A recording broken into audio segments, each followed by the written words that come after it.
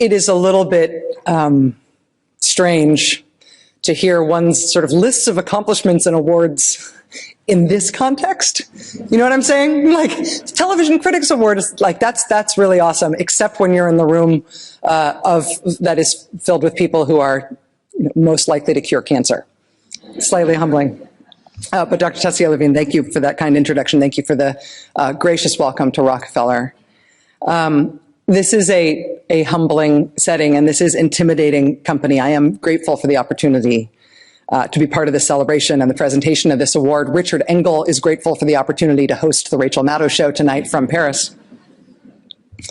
As to my own academic background, as Dr. Tessia Levine mentioned, I do have a DPhil in politics from Oxford University. I have to tell you, though, that in the field in which I work now, the only people who call me Dr. Maddow mean it sarcastically.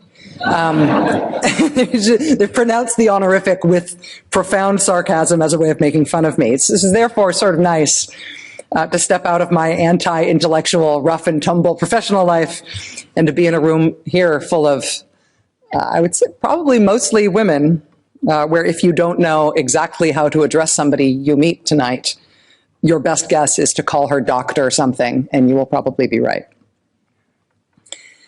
We all know the history of this award. We all know the basics, at least, of the scientific legacy of Dr. Paul Greengard, which cut the path to where we are tonight. Dr. Greengard, of course, pioneered basically our human understanding of the nervous system at the molecular level. He turned protein and phosphoprotein abnormalities into our first window into the biological bases of everything from Alzheimer's to addiction to Parkinson's to depression. Somebody like Paul Greengard has earned his name on all of these buildings. But when Dr. Greengard is written into the history of science, that will be just part of how he is remembered, and just part of what he is credited with. Because he has another equally great professional and, I think, ethical legacy, which is his choice over and over and over again to use the leverage and the platform and the money and the respect and the deference and the sheer persuasive strength of his standing as a great man of science on behalf of the great women of science. And men don't generally do that. Not just in science, but in every male-dominated professional fields, women tend to swim this stream ourselves. And my living experience of feminism is that while we all swim this stream ourselves, feminist women try to help each other when we can, and specifically we try to force down the kinds of systemic barriers that we find that are susceptible to pressure, but not all of those barriers are susceptible to pressure, at least not in the short term. And so progress in male-dominated fields is very, very, very, very slow. But in that context, men, particularly very successful men at the top of their field, they have every luxury in the world to not worry about that, let alone to make it their own cause. But we are here tonight because Dr. Paul Greengard and his wife, the artist Ursula von Ruydingsvard, they made what really is just an exceptional decision to use their power for good, to use their power in the world, and particularly in the world of science, for good. And we talk about that as generosity, and the prize is named after Paul's late mother, and we understand that to be the story of how we got here tonight. But there is something at a human level that's just very moving about them having made that decision, having made that priority. Nobody asked them to do it. It was what seemed like the most important use of that opportunity to them. And I find that very moving. And they have changed the incentives. They have expanded the realm of the possible for top flight women research scientists. And it's worked. I mean, over the past decade, over the past 12 years, what the Perlmeister Greengard Prize has done is move the ceiling for women in science. It hasn't removed the ceiling, but it has moved it. And that is really something. And so I'm honored to be here. We all are. I'm grateful to the very distinguished members of the Perlmeister Greengard Prize Selection Committee for inviting me to participate in the presentation of this year's award. I also, of course, want to offer my congratulations to Dr. Helen Hobbs, on this recognition of her important work. You'll have a chance to hear more from her yourself, but Dr. Hobbs is the professor of internal medicine and molecular genetics at the University of Texas Southwestern Medical Center. She also is an investigator at the Howard Hughes Medical Institute. Dr. Hobbs also, I understand, recently won what's called the Breakthrough Prize, which is a new prize organized by internet zillionaires. And as I understand it, winning that prize involves a lot of celebrities and tuxedos and rap stars and comedians. So we don't exactly do it that way here, but mazel tov. And we hope you've recovered. So one way to win the genetic lottery in life is to be born with a particular gene mutation. That means you are bad at producing a particular protein, a protein called PCSK9, which sounds to me like a defense contractor who trains bomb-sniffing dogs. Right? PCSK9. I'm sure it exists. It's probably a no-bid contract. In reality, though, PCSK9 is a protein which is directly associated, as I understand it, with the bad kind of cholesterol. So it's a direct relationship. You have more of that kind of protein, you have more bad cholesterol, more of a chance of having heart disease. So again, in terms of luck or really high-level skills at choosing your own biological parents, if you do not produce that protein because you have a genetic mutation that inhibits your production of that protein, lucky you. You win. Thanks be to God. But if you do not have that gene mutation, thanks be to Helen Hobbs, because her discovery of that link between bad cholesterol and that protein and that gene means ultimately that there are now new FDA-approved drugs that basically aim to mimic the effect of that gene mutation, to inhibit the production of that protein and thereby bring your bad cholesterol levels down to the levels at which they hopefully will not kill you. And I'm sure I got some of that wrong. But that's my political science PhD understanding of just some of the breakthrough research that led the Green Guard Prize Selection Committee to honor Dr. Hobbs today. And, you know, that's kind of a stunning breakthrough. And the work it took to get there, I'm sure, is complicated and painstaking and time-consuming and collaborative, and it's a push-me, pull-you. And you don't exactly know where you're going to get there, and you don't know until you're there that you are there. But the breakthrough in the end is big enough that it makes sense in big, simple terms, even as explained by a middle-brow cable news host. And it's also a big enough breakthrough that it is saving lives in the world right now.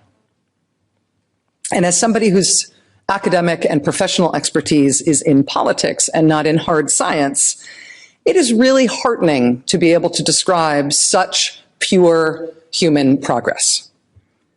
Because in the world right now, progress feels hard to come by. Internationally, in terms of what's in the forefront of our minds right now, in the front pages of our newspapers, and in our hearts, and in some cases in our nightmares, I mean, if you're an optimist and you think of humanity's march toward progress and dignity as being 2 steps forward, 1 step back, even if you are that kind of optimist who thinks about our efforts toward progress in that way, I think you still have to concede that on that human march, we are in the 1 step back part right now. The death toll in the Paris terrorist attacks on Friday now stands at 129. There are so many serious injuries among the several hundred other people who were wounded that that death toll is expected to rise, possibly considerably. The law enforcement response we see in hundreds of police raids in Belgium and in France and in other countries across Europe, the French state of emergency that apparently is now going to be extended for months, that will streamline police accountability and protections for civil liberties to the point where, for example, there will no longer be judicial warrants issued for police actions and searches. The military response we have seen already in the increased pace and the increased aggression of airstrikes against ISIS-held territory in Syria. After making a determination that ISIS was also responsible for the downing of that Russian passenger jet over Egypt, Russia today not only increased its airstrikes against Syrian territory, for the first time, Russia started shooting cruise missiles into Syria from submarines. And this is something that they had tested before, but today marks the first time Russia has ever fired sea to air to land missiles from submarines in wartime ever. So as a news host, it's my job to make things like that understandable, to explain things well and fairly and in terms that make sense and in terms that make you want to consume more news and information, not less. Even in times of generalized despair, I think of it as a civic responsibility and my own professional goal to present the news in a way that makes people not want to shut it off, to not despair, to not grow so cynical that we retreat from knowing about the world. And that's true on everything that I cover, but explaining the role and the challenges of our country in wartime and in the world, and for good and for bad, that is my real passion.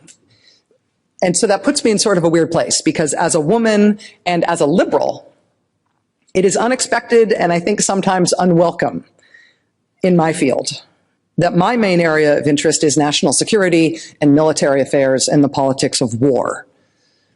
But that is who I am. And all women working in male-dominated fields know that there's no one secret to thriving and winning in a profession where in any given room on any given day, there is somebody who is seeing you at your professional best, who nevertheless still thinks when they look at you that your highest calling should probably be to try to help a man reach his full potential in this field. There's no secret, there's no one weird trick to defeating that. But naming it and making fun of it when it happens and confronting it, it at least helps. In my field, I have found that women come interview with me because they want a job, but men come interview with me because they want help from me with their careers. I mean, I don't mean to be weird about this, but there's a whole corner of the building in which I work that has my name on it. I do work in this like tiny little specific niche of the news business, but it happens to be one niche where I literally put my own name on my own show and on the mugs and the t-shirts and everything. And I run a huge staff and I have complete editorial control over what I do. I am in my field, I am not a secretly powerful middle manager. I am the name on the plaque at the elevator.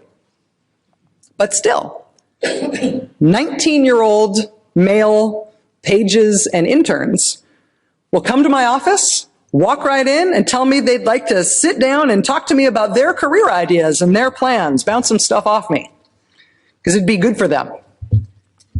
And I'm sure it would. But it's interesting. I've had this gig for 8 years now, and that is the most specifically gendered phenomenon of my corporate life thus far. No young female intern or staffer has ever done that, let alone expected it. And I have, without being asked, offered help with their careers to female colleagues and coworkers when I can do it, but I find that women generally don't want it or they're suspicious of the offer. It wouldn't occur to them to accept because women in male-dominated fields are really used to getting it done on our own. So, I mean, make of that what you will. But honestly, bottom line, here's to women getting it done however we get it done. Here's to anybody getting it done when we're talking about the kind of unqualified, inarguable, clear progress that we honor tonight, achieved by brilliance and luck and persistence and pushiness and support. And here's to the men and women who have, through achievement and through selfless activist effort, gone out of their way when they didn't need to make a better, flatter playing field for research, for science, for the progress of human endeavor. If women and girls are going to contribute our half to humankind's potential, we do need mentorship and we do need advocacy. We do need confrontation sometimes on our own, sometimes on our behalf. We do need champions, like Paul and Ursula have been in biomedical research. But we also need stars. We need women who win, by hook or by crook. We need women heroes who do previously unimaginable things, who answer questions that nobody else could answer except them. We need people like Dr. Helen Hobbs, and I am honored and very humbled to be here to help celebrate that fact tonight. Dr. Hobbs, congratulations, and thank you.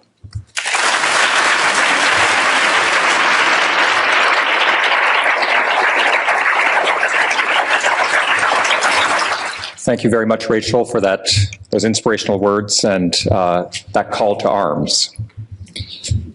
And now I'd like to say a few more words about Helen Hobbs, our honoree this evening, and add to what Rachel has already said. You've heard how Helen is on the faculty at the University of Texas Southwestern and an investigator with the Howard Hughes Medical Institute.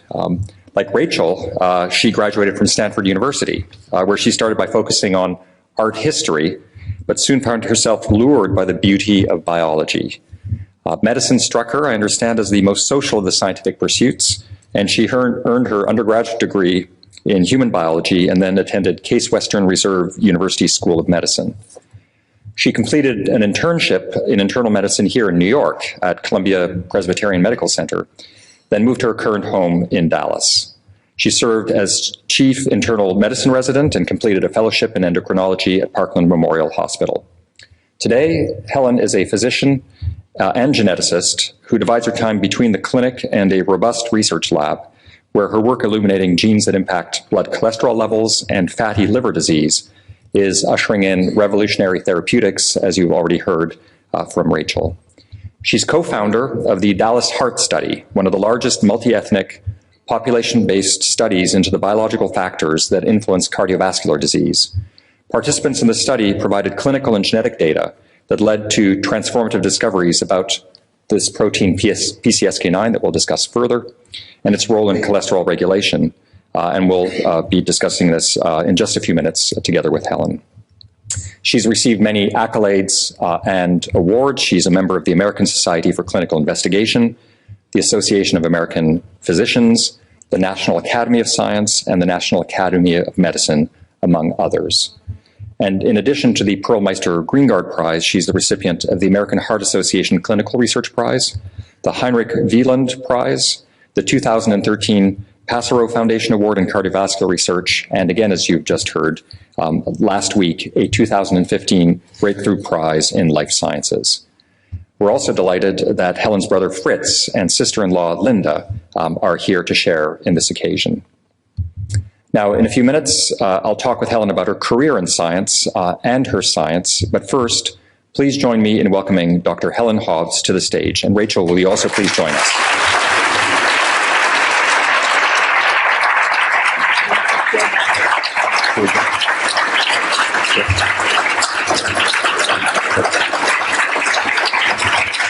Maybe if you'd like to stand.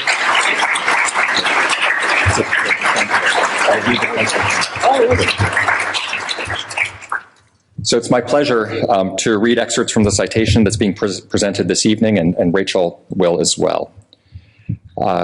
Dr. Helen Hobbs, you're being honored for your groundbreaking discoveries in human genetics, which have had a profound impact on science and medicine. By showing that rare genetic variants can play a significant role in common illnesses, you've greatly enriched our understanding of inherited predisposition to disease. Your work has paved the way for new classes of medications to prevent cardiovascular disease, while providing an innovative model for the study of numerous other health conditions. You've won our deepest admiration for your uncommon insights into key questions that biomedical investigators hope to solve in the post-genomic era. It's my honor this evening to present to Dr. Helen Hobbs the Perlmeister Greengard Prize. It is an international award recognizing outstanding women in biomedical science. On behalf of the very distinguished selection committee of the Perlmeister Greengard Prize and all of us here today, we congratulate you on this award. Thank you very much. Thank you.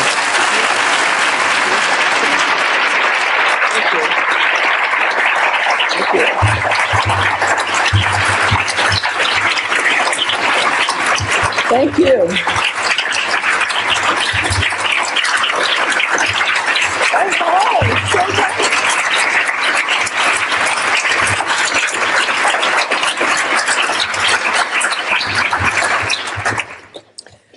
I'm deeply honored to be this year's recipient of the Perlmeister Green Guard Prize. And I want to briefly thank a few people. First, the selection committee.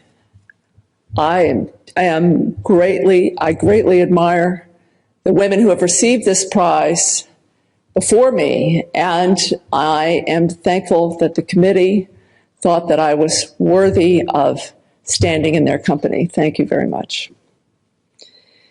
Second, I of course want to thank Paul Greengard and his wife, Ursula. As a mother of two sons, I find it particularly poignant that the prize is named for Paul's mother, a woman that he never had the opportunity to know. And yes, as a mother, I ache for her loss, not seeing her son develop, and yes, not seeing him win, be awarded the highest honor for any scientist, the highest honor in the world for any scientist, and that is the Nobel Prize. But what's remarkable is how he and his wife have taken this sadness and transformed it into something so joyful and to honor women in science. And as you've heard, this is well worth honoring and well worth paying attention to, since at most institutions, only 10 to 15% of the senior scientists are women. That remains true to this day. Finally, I want to thank you, Mark, and I want to thank the Rockefeller University and the Women in Science group and all the people that contributed to making these 2 days so special for me and for honoring not just me, but all the women in science. Thank you very much.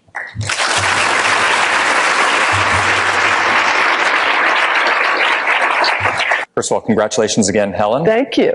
Secondly, so nice. I've never felt so intimidated to be interviewing someone than in the presence of Rachel Maddow.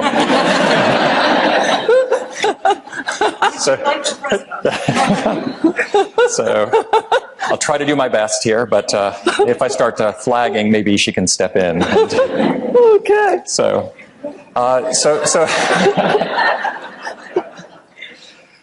let's start with your decision to study medicine. We heard that you were interested in art history. Tell us about your decision to study not just biology, but medicine, and becoming a scientist. And beyond that, how you became interested in the field that you're working in. So I think that my interest in medicine started when I was my interest in medicine didn't start when I was a young girl, but it was first brought up when I was a young girl. My father watched a lot of TV, and we were watching a show about Russia. And on the show, I was 7 years old, and on the show, they said that 70% of the doctors in Russia were women. And my father turned to me and said, "Helen, I think that would be a good career for you. Women are natural nurturers, and I think you'd be a good doctor." What I heard, that's what he said, but what I heard was, "I'm worried. You're so tall, you're so gawky. I wonder whether anyone would marry you. You have to have a career." Honestly, that's what I thought. But I was only 7 and I remember it. And then I went to a terrific high school. I actually went to an all-girls school. And at the end of my time there, I certainly was strong. My strongest areas of study were math and science. And at the end, one of my teachers said to me, "Well, what are you going to do with your life?"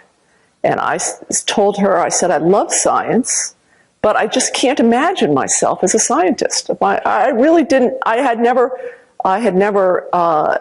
interacted with any scientists. I didn't know any scientists. And what I pictured was being alone with test tubes and a white coat on in a closet. That's what I imagined. And I just thought, I'm too social a beast to be a scientist. But she said to me at the time, well, have you ever thought about medicine? And I remember thinking, well, that would be interesting. Maybe I should think about that. But I was really interested in art history. I actually spent my first year at University of Pennsylvania, and I spent a lot of time in the museum. They have a great museum, obviously, in Philadelphia. But I realized as I was writing a paper about a painting that I didn't want to be one step removed from the process. I didn't want to be the critic. I didn't want to be analyzing. I wanted to be doing. I wanted to be making it happen. And again, I feel like I'm putting down art historians, and I don't mean it that way. I just realized it wasn't the right thing for me. And when I moved to Stanford, I started studying biology. And I took all my pre-med courses, but honestly, I took everything else. I took the flora of the Santa Cruz Mountains. I took the introduction to Chinese art. I took I did the humanities honors program without doing the thesis. I really had a fantastic education, but I figured I was going to be a physician, so I just took what was required for the scientific requirements. And then I ended up coming here. I ended up going to medical school, which I enjoyed. I ended up deciding to be an internist. I came here to New York City and met my husband, who is a Texan, and we went back to Dallas. And I finished my training in internal medicine, and I was incredibly lucky because my boss was an amazingly interesting man.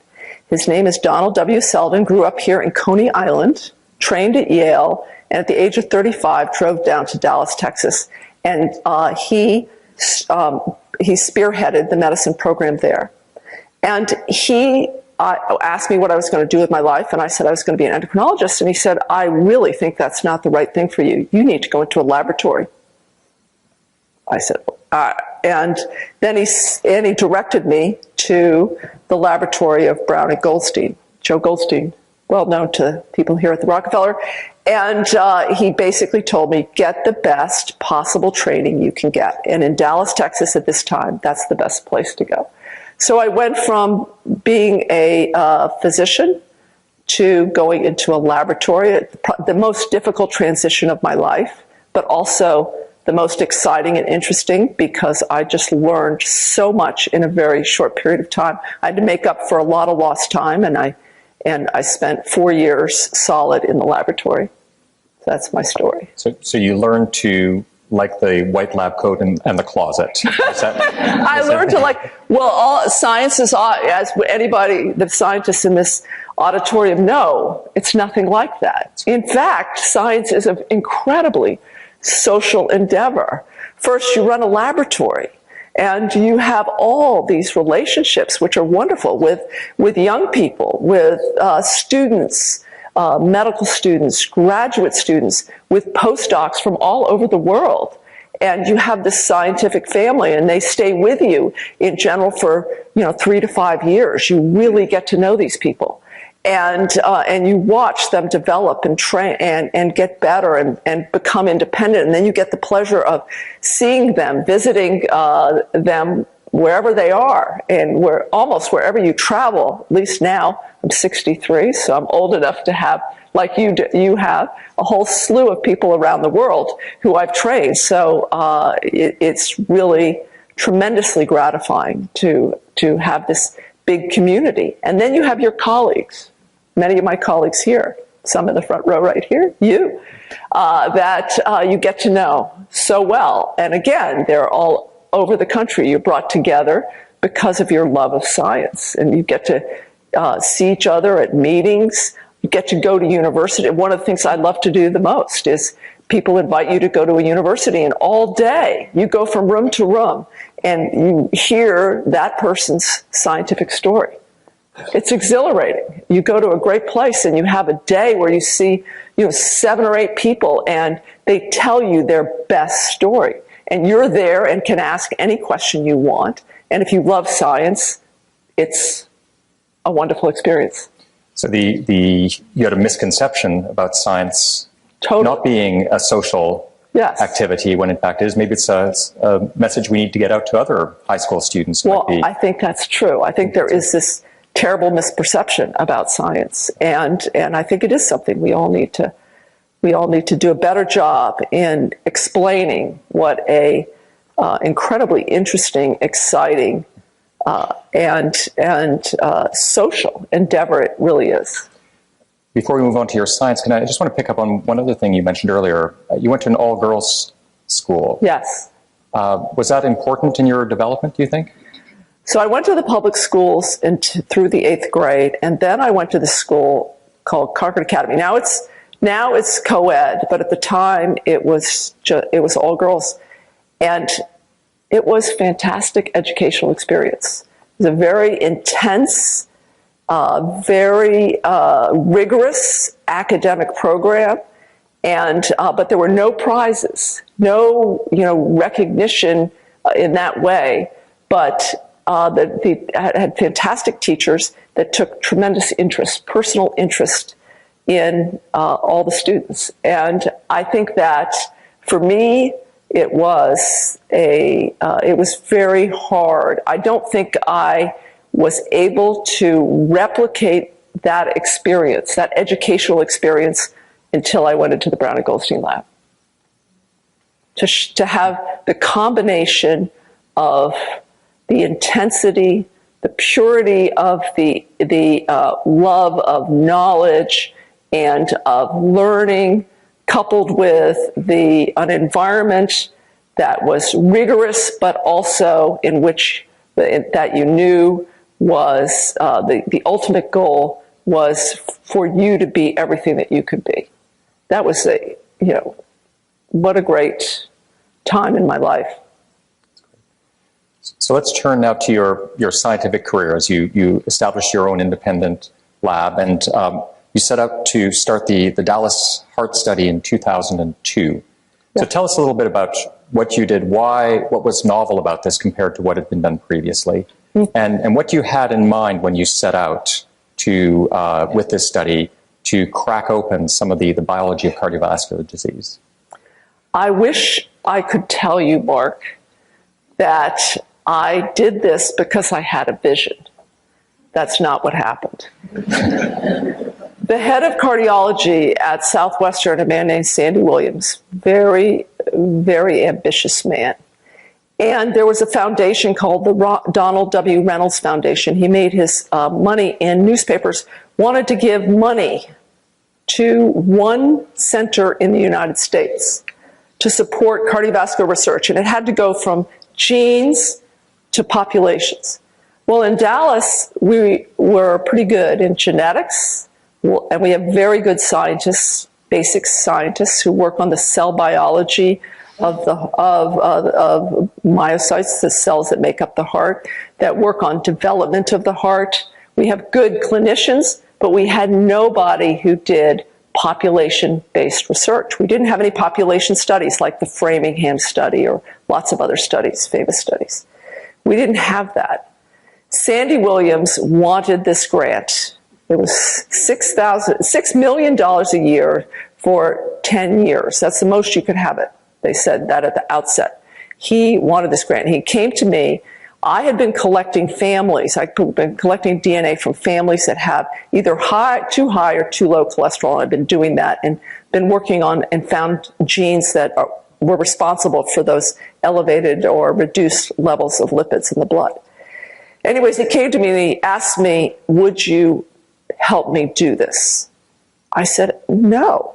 I just got into the Howard Hughes. I just found 2 Gs. I was totally into my science, and I really wasn't interested in writing another grant.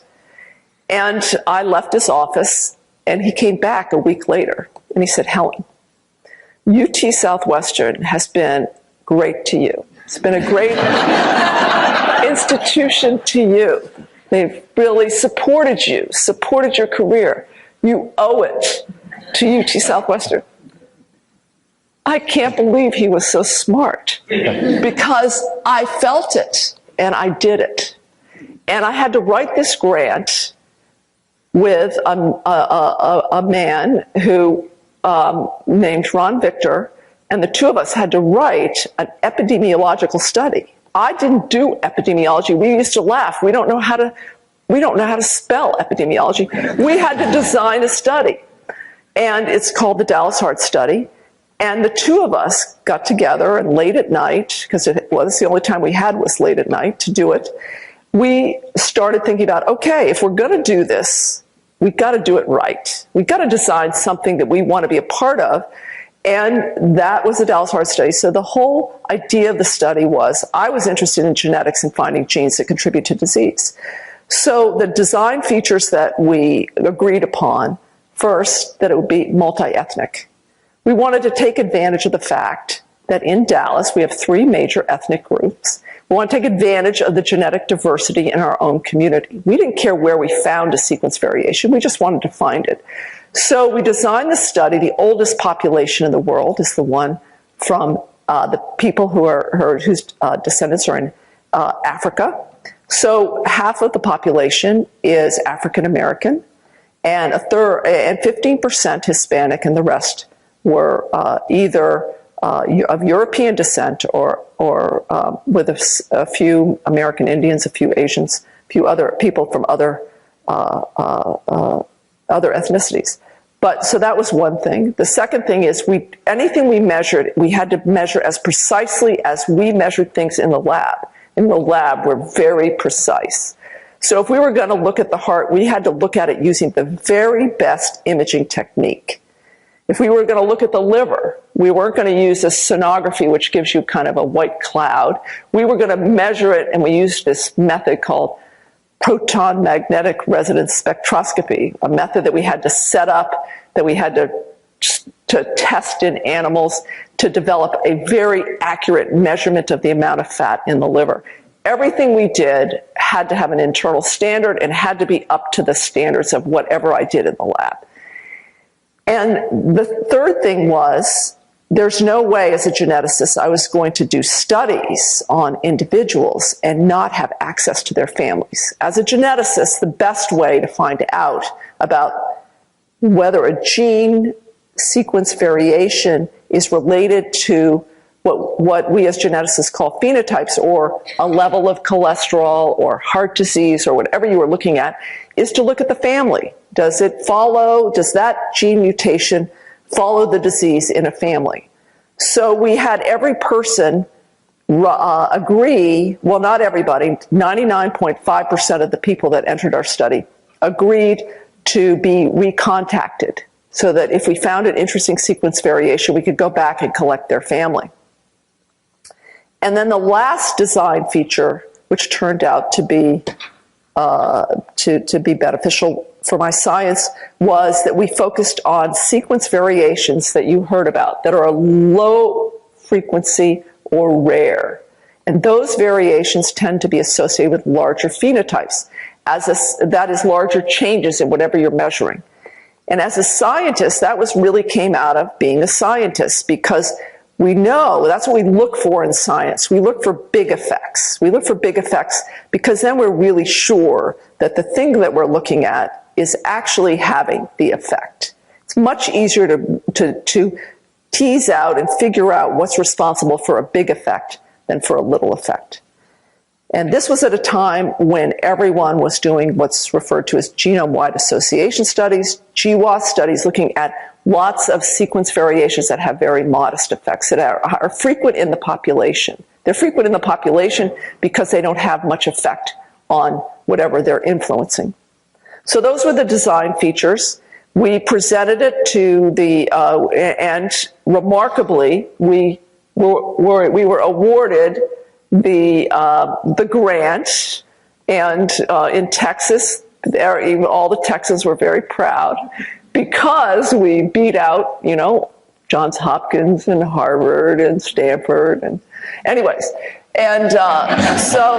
But who's counting? Oh, yeah, but who's counting? Yeah. Anyways, okay. So and we kept that grant for 10 years, and Sandy Williams, I told you, is a very ambitious man. You'd think after he got the grant that he would stay in Dallas. No.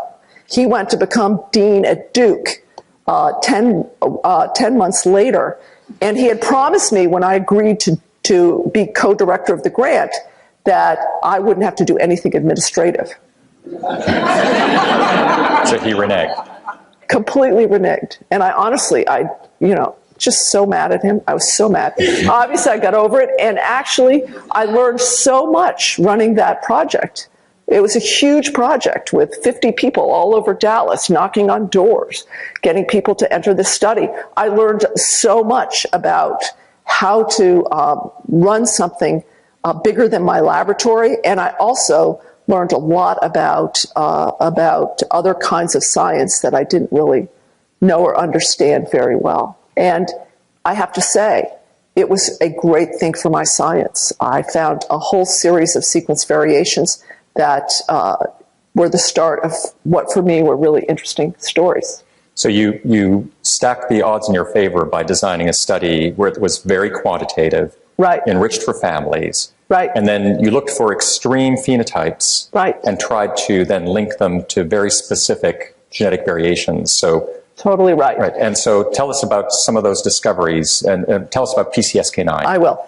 So one thing that Mark brings up that I didn't mention is he's totally right. So for most things, the bell-shaped curve. Well, the interesting things, not to say everybody isn't interesting, but the interesting thing to a geneticist are the ends of those curves, because they're the clue. When you deal with the ends of the curve, you can get at key proteins and pathways, key genes, key proteins and pathways. So immediately, we focused on the ends of the curves.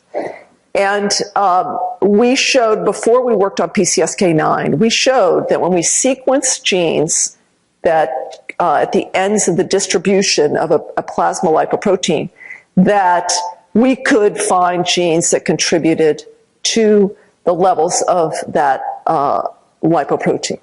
So we showed that in normal individuals healthy individuals from a population, now we all know this, but at the time it wasn't clear, are riddled with mutations that contribute to traits, some of which promote disease, some of which promote health.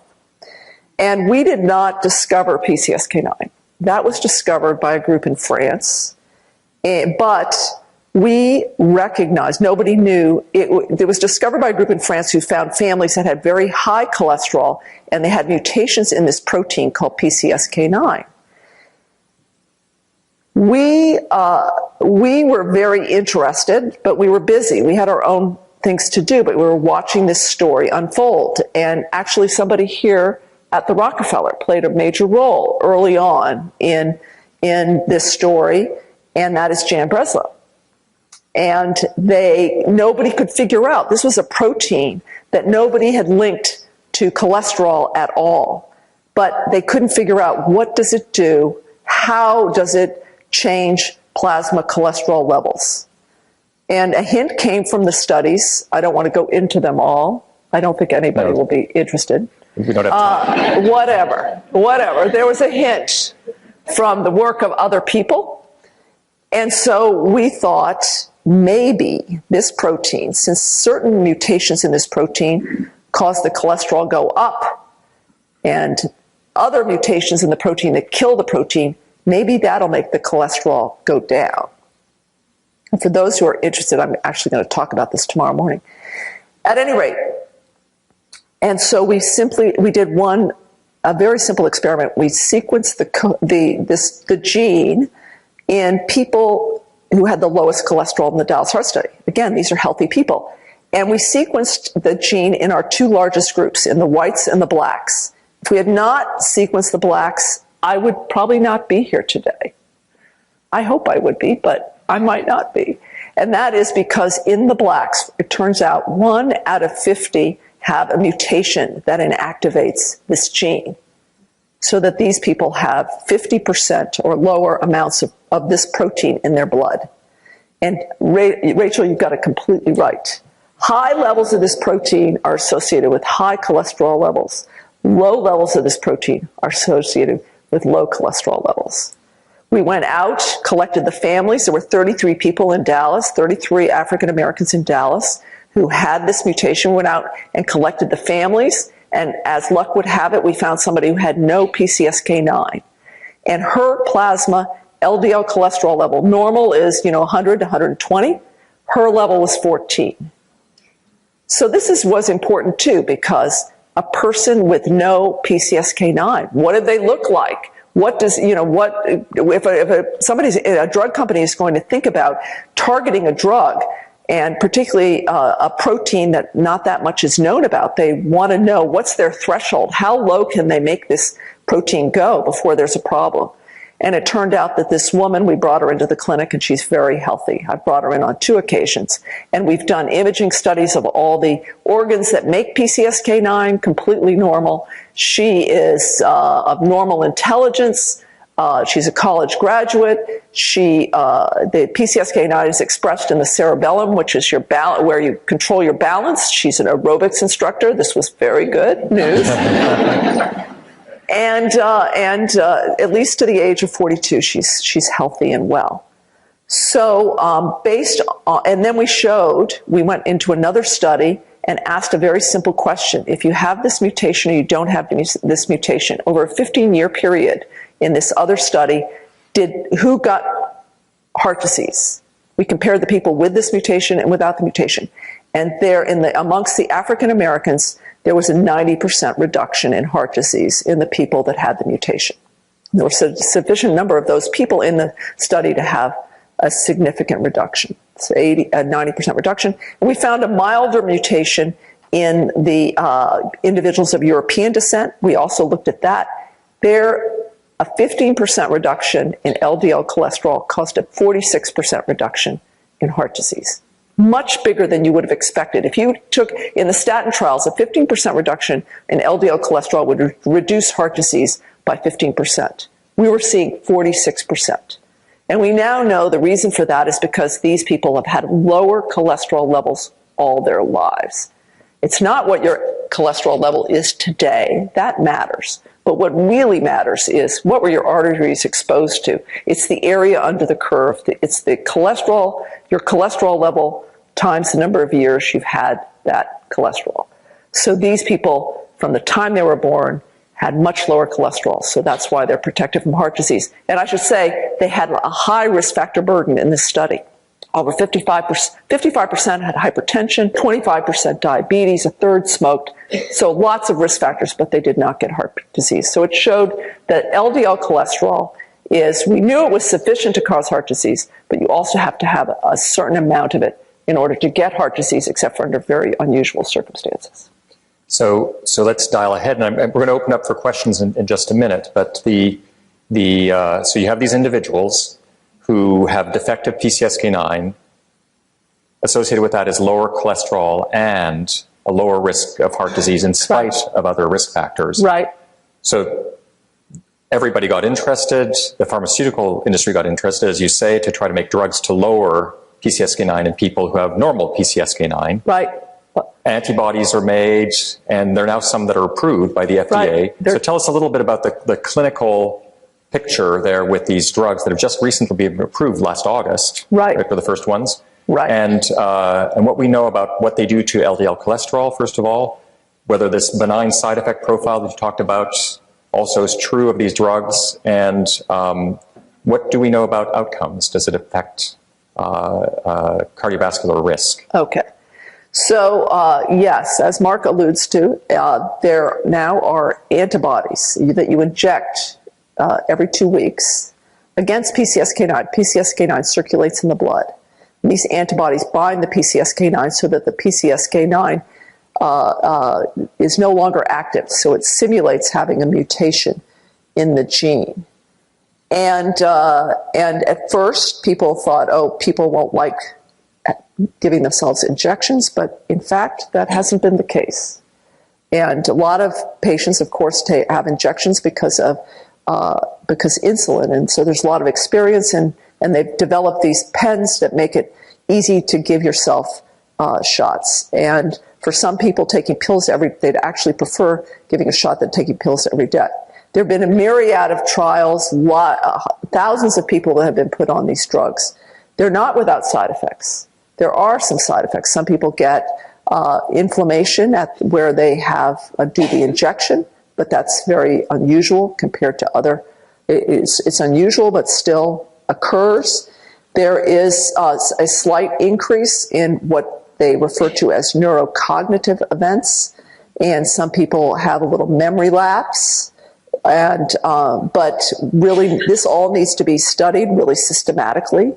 I treat a lot of people who have high cholesterol, and one of the things that some people say is that statins also are associated with defects in memory. People swear by it, that this is true, but in studies where it's been studied systematically, that has not been borne out. So we have to find out. But really need to see, we're talking about a drug that people are going to take for the rest of their life, probably. So really need to know what's the long-term safety of these agents. And it looks very promising, but we don't know yet. And the other thing we don't know, we know that it really lowers cholesterol. It's dramatic, 60% reduction, 70%. So it's 50 to 70% reduction in LDL cholesterol. And these are people who are on maximum tolerated statin dose, so they've lowered their cholesterol as much as they can with statins. Yes, it's additive with statins. It's additive with statins. And the FDA now has approved it for 2 indications. One is for people who have a genetic form of very severe hypercholesterolemia. And those individuals who often we can't get their LDL cholesterol levels low enough with statins. And for people who have heart disease or high risk factors for heart disease, and we cannot lower their LDL cholesterol, some of these people are people who don't tolerate the statins. And about 10% of people who are given statins do not tolerate the statins. It's kind of tricky because some of those people will tolerate it if they're given statins again, but there definitely is a percentage of people, and probably some people in this room, who don't tolerate statins. And yet they have heart disease and they have high cholesterol, and they really need their cholesterol to be lowered. So those 2 groups are the groups that are allowed to get the drugs now. It's not wider, they're not more individuals. The FDA has really limited it because we still don't have an outcomes trial. What's an outcomes trial? We have to give the drug to a group of people and not give the drug to another group of people and see whether it really lowers heart disease. Are there really fewer events? We're waiting. We need to know this, because sometimes labs look good, but you don't get what you expect to get. That is, that we expect, based on everything we know about LDL, that it will protect from heart disease. But really have to wait for those trials. And those will read out the end of 2017 and beginning of 2018. And so that really waiting for that. And in the meantime, there's a lot of discussion about these agents because they're expensive. They're expensive, and people are really nervous about the impact on the cost of healthcare. And this is all being sorted out right now. And I'm sure some of you have read some of the stories. So we'll have outcomes data within 2 years. These are trials involve tens of thousands of patients. Tens of thousands of individuals, hugely expensive trials. Right. But we should have a definitive answer one way or the other. Yes, absolutely. 2 years. Right. Absolutely.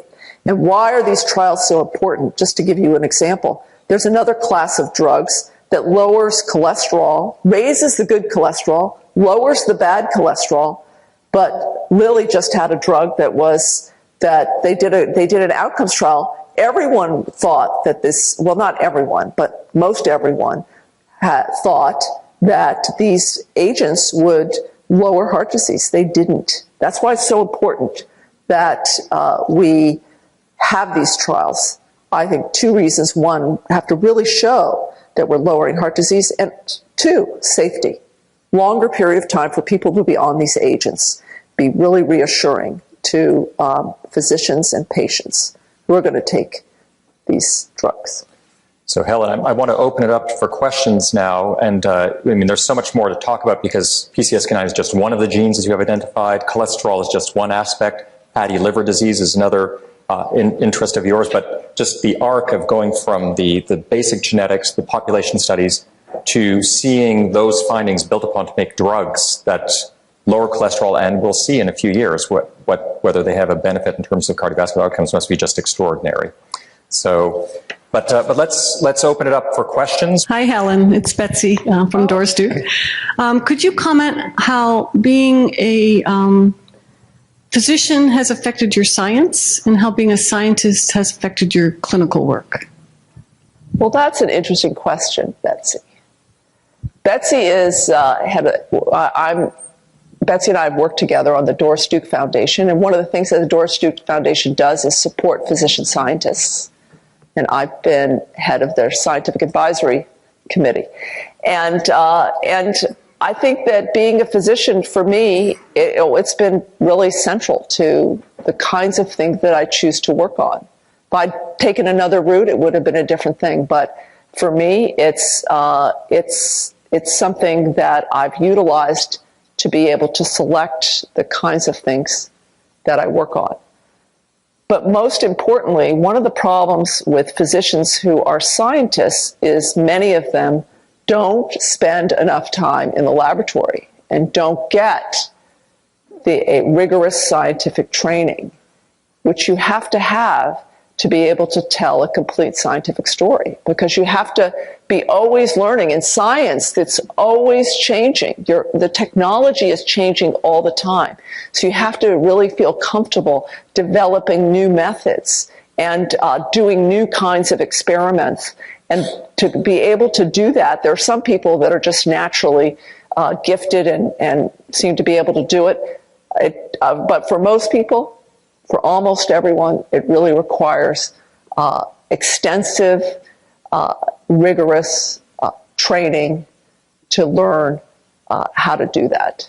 And I think that is something that really trying to impress upon young physician scientists. It's gotten much harder now as physician scientists because there are a lot more is demanded of them clinically.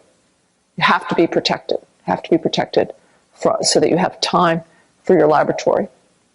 In this day and age, there's a lot of stress on medical school education and the humanities, but you're ahead of your time because you already had your background in arts history. Would you say that kind of helped propel your research at all in any way? Honestly, no.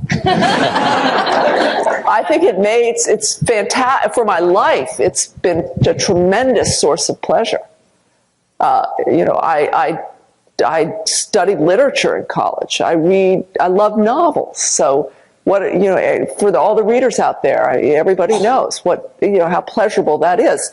And art history, just to give that as an example, just brought me so much pleasure of being, when I travel, going to museums and seeing interesting art. And one of the things we have that's really nice in Dallas and Fort Worth is we have great museums and great exhibits, and I get tremendous pleasure. So, but does it actually help my science? No, I don't really think it does in any direct way. It would be I'd have to really, it'd be an obtuse connection. Maybe it helps me when I'm, designing my slides. I don't know, but I don't think so. I don't think so. Okay, great. Thank you. Got another question here? Yeah. I think it's fabulous that Rachel Maddow is here to participate in this event, because I think one of the really important possibilities is getting us to Rachel Maddow. How do we get more science and more women in science in front of more people? And is that important? Well, I think it is important. I actually do think it is important. I was saying this today at lunch to the young scientists that I talked to. Besides one attending that I had at Columbia, I really didn't have women to model myself on. And I think it would have been, I think it would have been really helpful for me to, and maybe earlier in my life, I would have gotten into science, and that would have been great to have a better background than I have in science. I really started late, and I wish that there was more. Events like this, events that are showcasing scientists. Mark mentioned the Breakthrough Prize. I mean, what was really fantastic last week was that women in the audience came up and had their picture taken with me because they wanted to show it to their daughter. That's great. And hopefully the experience, I know that is the desire of the people who organized the Breakthrough Prize, is to showcase scientists. And, you know, as a woman who has received that prize, and Corey, and you have two women right here who received the prize too, we're all committed, strongly committed to promoting women in science and celebrating the women in science. We've heard about all your successes. Have you ever had a baby with the bathwater event which discouraged you in the process? Okay, I'm not telling you part of the story. And it's a daily story, I have to tell you. So, at least for me, the science has really got its ups and downs. There are times where it is really hard for me. Really hard for me to, because sometimes experiments just are not working, or you're setting up an assay. You can't seem, you try everything, change every, you try every buffer that you can think of trying, and just nothing seems to work. All your ideas that you think are so great, when you do the experiment, they're wrong. I mean, that's reality. And most of what you do, most of the things you test are wrong. And I used to have a whole lot of trouble with those down periods. And one great thing is I was very lucky that I had the chair of my department, Joe Goldstein. When I'd be in one of those periods, I'd sometimes think, well, am I really doing the best thing for me to do? You know, here I'm having all this trouble, going through this really dry spell. Maybe I should go do something else. I'd go in and he'd say, Helen, just get back to your lab. It's just because you're not interested in your science. Just keep working and something will happen. And that's really was great advice. You just have to persevere and get through those dry spells. And so definitely that's happened. And there are certain things there are certain pieces of the scientific stories that I've told that I've wanted to tell that I haven't been able to tell, that I've had to give up on trying to tell because I just couldn't figure out a way to break through. And those stories are I still want to tell them, and someday I'm going to open up a journal and somebody else will tell a story I really wanted to tell. And I'll tell you, that is really going to upset me. I'm not going to be a happy woman. But that's just part of it. And I think that in science, you go through these periods, I compare it to surfing.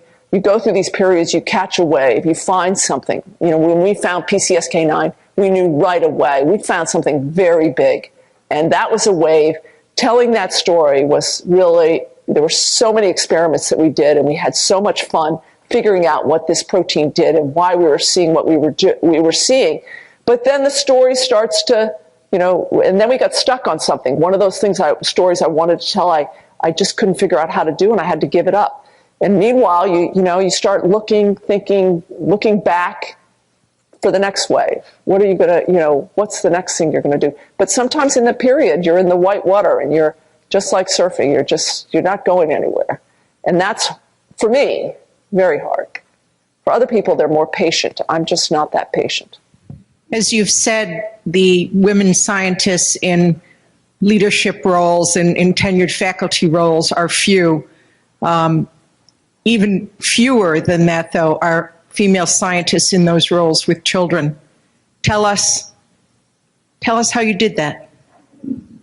Well, first, I had my children, I had both of my children when I was doing my postdoctoral fellowship, so when I was in my training. And one really great thing about science compared to when I was doing medicine is you can schedule your time. So I could schedule the time that I worked in the lab. So even though you work a lot of hours, you can schedule the time. So I was very lucky. I had a woman who came to my house, and she started coming when my first son was 2 weeks old, and she stayed with our family until he was 21. And one of the reasons why I think she stayed was I let her have the house.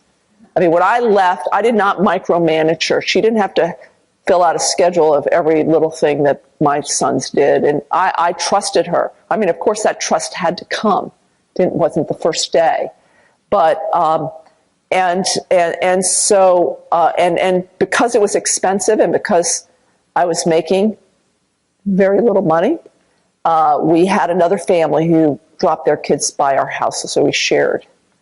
And then we had a set schedule. I got up very early in the morning and went to work, and my son and my husband got the children up, 2 sons, and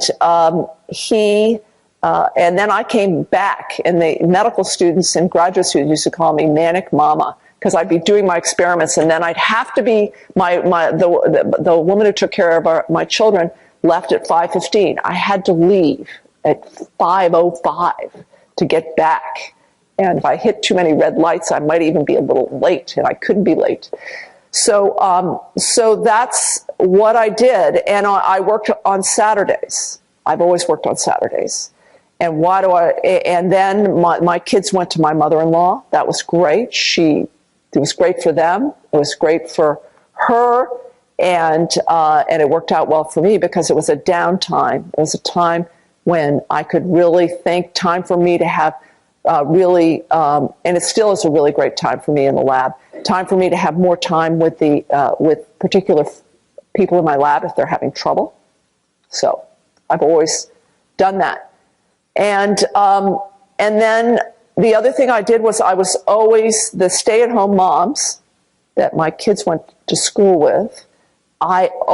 They were always in debt to me. If I was in town, I drove everywhere. I drove all the children. I was like the carpool mama.